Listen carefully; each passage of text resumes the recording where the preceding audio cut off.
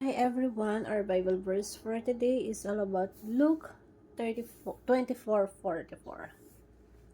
He said to them, "This is what I told you when I was still with you. Everything must be fulfilled that is written about me in the law of Moses and the prophets and the Psalms." So sa Tagalog po, pagkatapos ay sinabi niya sa kanila, "Ito ang tinutukoy ko na sabihin ko sa inyo noong kasama ninyo ako.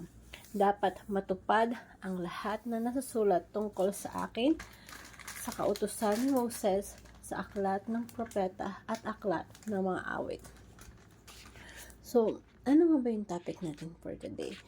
Yung topic po natin is yung tinatawag na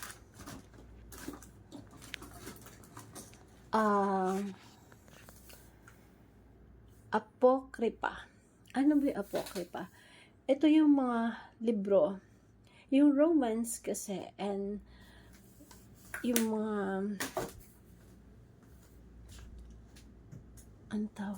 yung mga sinaunang tao. Yan. Meron silang collections of Bible. Yan. So, yung sa Romans and Protestant, yun, meron silang sets of collections of Bible. So, sa Roman, meron silang 73. Sa Protestante, meron silang 66. Sa Catholic versions naman, merong 46 books of Testament. And, so, yung Apocrypha book is, o kaya Apocrypha writings, ito yung kasulatan din na patungkol kay Jesus. Na kung saan ay mga naidagdag sa libro. Ito yung mga, meron kasing tinatawag na, ang originally book talaga ng Bible is mga 39 na ginagamit.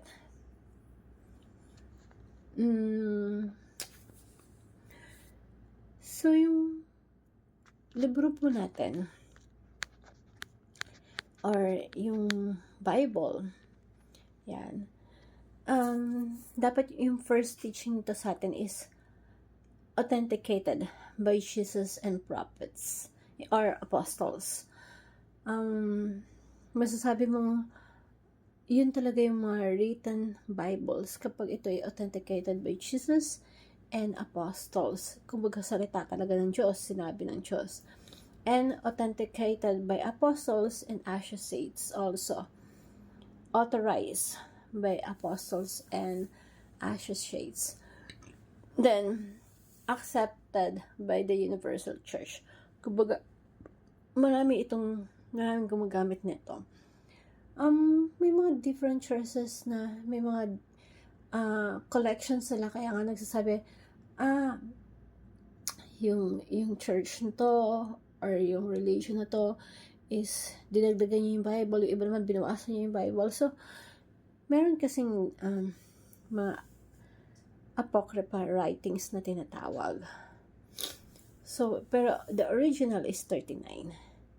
So, yung application nito sa buhay natin, let us engage in healthy dialogues over this topic. Kung may mga ganitong topic, kung depende sa yung paniniwala, let us not argue with them. We have to respect their beliefs because different religions have their own beliefs.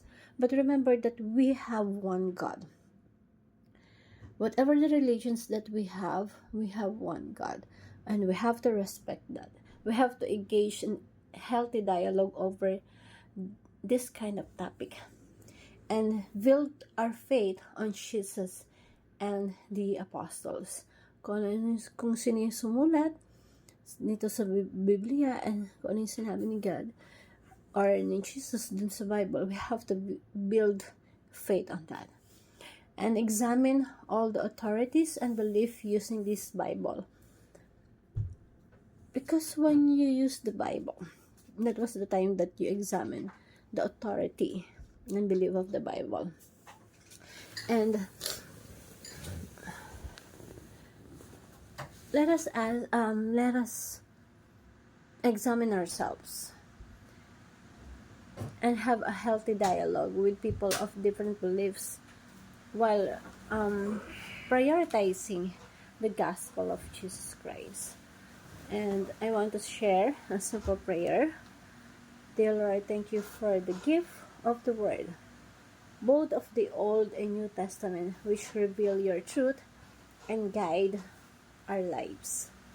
Help me to value the teachings of Jesus and apostles, knowing that they are foundations of my faith. Give me wisdom to engage in healthy conversations about the scriptures and humility to learn from others. Help me to test all authorities and beliefs against the Bible so I can stand firm in the truth. May your word shape my thoughts, words, and actions, drawing me closer to you every day. In Jesus' name I pray. Amen. Thank you everyone, and God bless.